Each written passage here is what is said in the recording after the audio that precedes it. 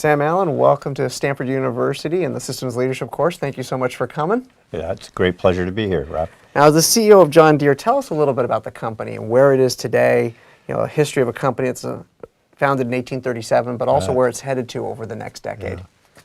So as you indicated, we're 181 years old. We're a company that started in ag and specifically in ag implements. We're celebrating actually this year the 100th year of acquiring the Waterloo gasoline engine company and getting into tractors, which today we're known much more for tractors. But over the last number of years, we've also diversified a lot. So if you look at our businesses, we're clearly number one in large ag equipment globally. We are also number three globally now in construction equipment. We're number one globally in forestry equipment. We're a large provider of turf equipment, both here in the U.S. and in Europe.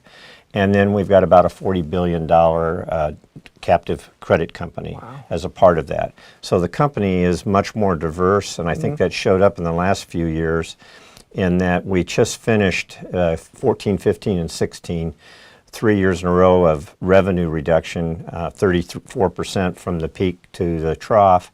That's only the second time in the last 50 years that's happened.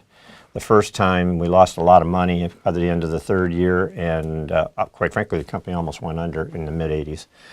This time we came right out of it with our 10th best year ever, and we're strong enough that we could buy this put $5 billion to buying this construction equipment company, a road building company called Wirtgen.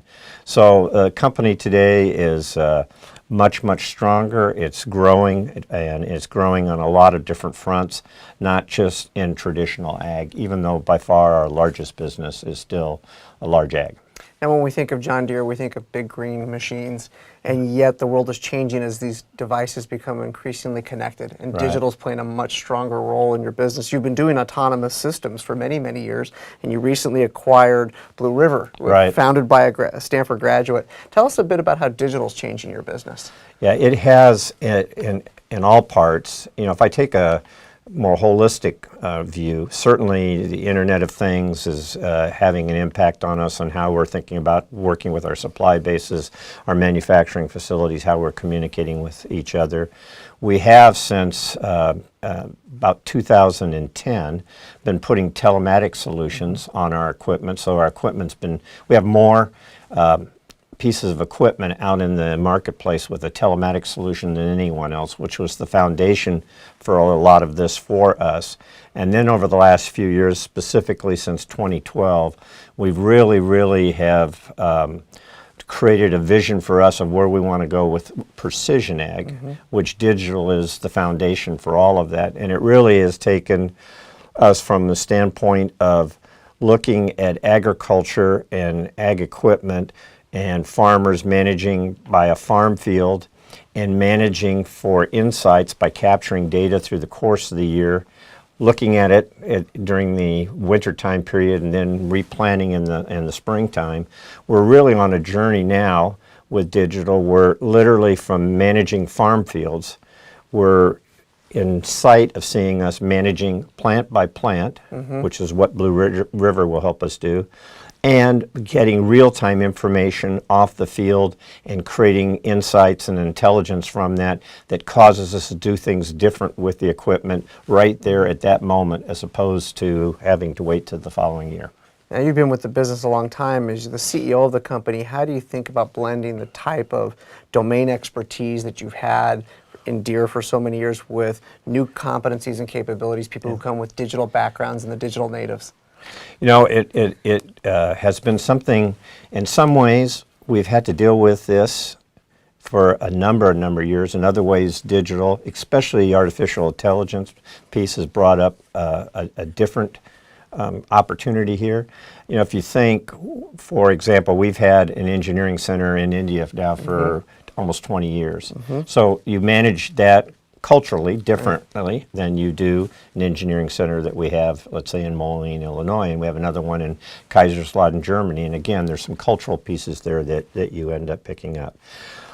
When we were first going down the path, and I think the best example I can give is embedded software engineers. Embedded software engineers versus regular software, very, very different, and you do things quite a bit differently. Regular software with agile development, you iterate quickly. If you've got an embedded software computer that's on that tractor, it's one of 7 computers on there. The day you launch it, it better be 100% right.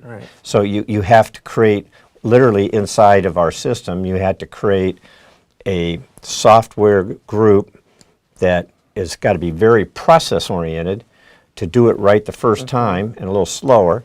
Then you have another group that's got to be very, very fast to market with solutions and then iterate, fix them quickly. And now we've added this additional piece as we go down the artificial intelligence piece, is the center of that is out here. And so it's not, you just know you're not going to get the brain power to come immediately to Des Moines, Iowa, for example. You have to come here. So we have had some experience at this, because 20 years ago, when we first did our first GPS systems, we did those out of Torrance, California. And we still have that down there in the LA area, because that's where all the government contractors are. And we've let that group run. It's been connected, but it's been loosely connected at the start and very slowly became more and more integrated within Deere. And that's given us really the roadmap, if you will, what we have to do here. We knew when we acquired Blue River that it's got to stay almost like a startup and the culture of a startup, but you'd have the security of a Fortune 500 company. And so the key is to understand that. And then we've developed a couple areas where we say, now, guess what? You're part of a Fortune 500 public company. You have to do this. One of those is governance compliance, and the other is our accounting processes. But other than that, we really want to create, if you will, definitely a different culture here.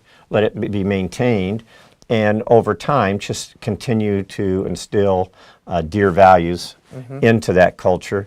It will always be different, but it will still have more and more bleeding green as time goes on.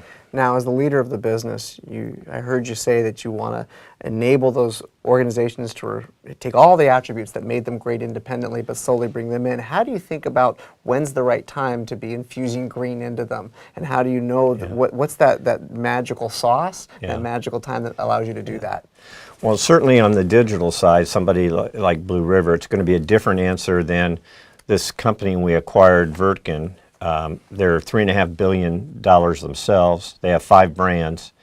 That one will be much more defined by at which time we have integrated more of Deere technology into the products, and we can see at a point in time, and it may never be, but at a point in time when we say, okay, it's time to change the brand, and Deere brand now adds something to it. When you're out here, you don't have those. And what you're going to, in my belief, what you're going to trust heavily on is the person that's leading the organization out here. You're going to continue, in this case Jorge, you're going to continue to expose him to all the management activities. So in September we'll have our every other year top 300 meeting. He will be an integral part in that meeting. We have a leadership session every spring. He's been in those. He's been meeting with our management team. He presents to the senior officers. He will get the exposure.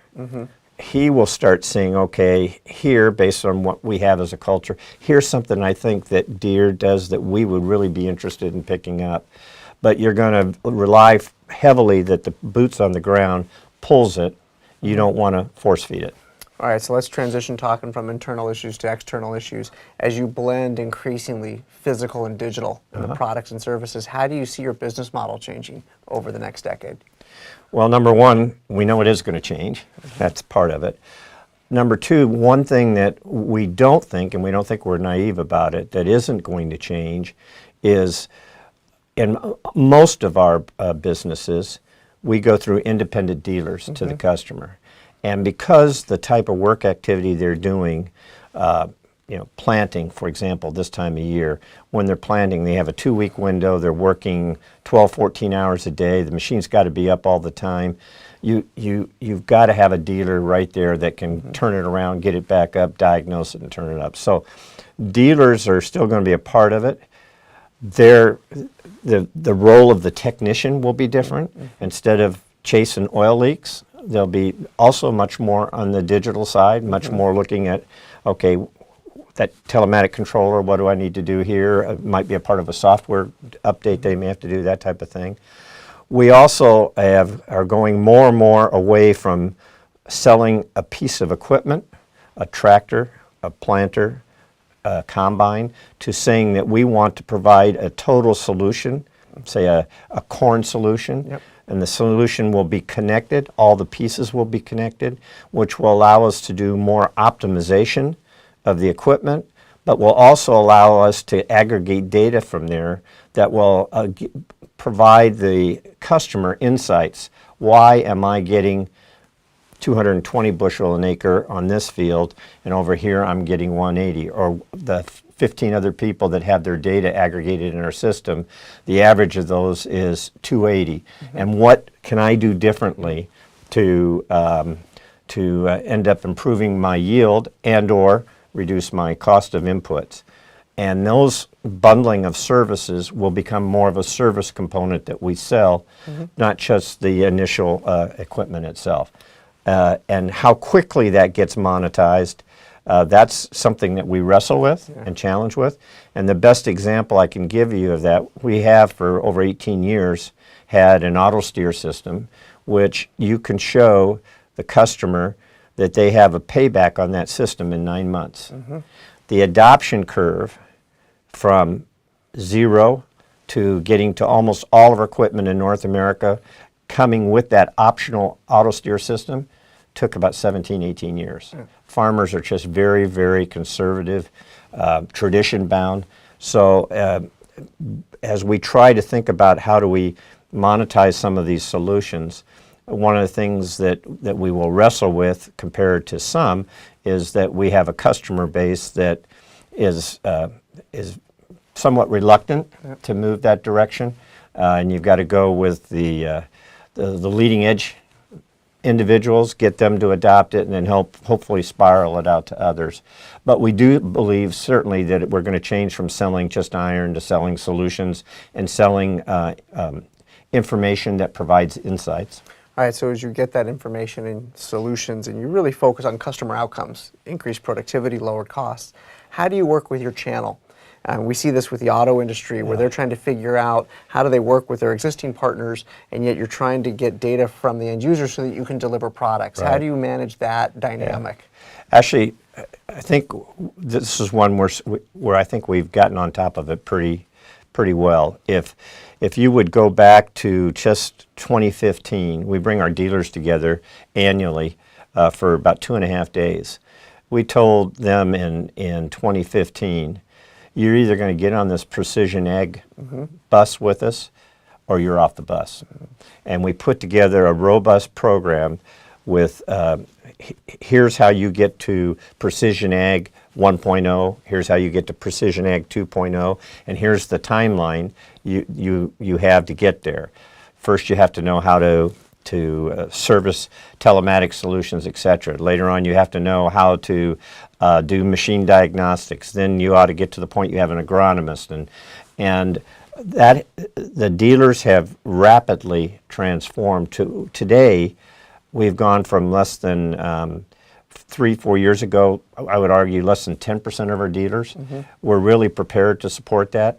Where now we're at 80% working on the last 20%. We hope that we'll get there by the end of this year. So they're there now, and the good news is once they get there, they really see the value of it.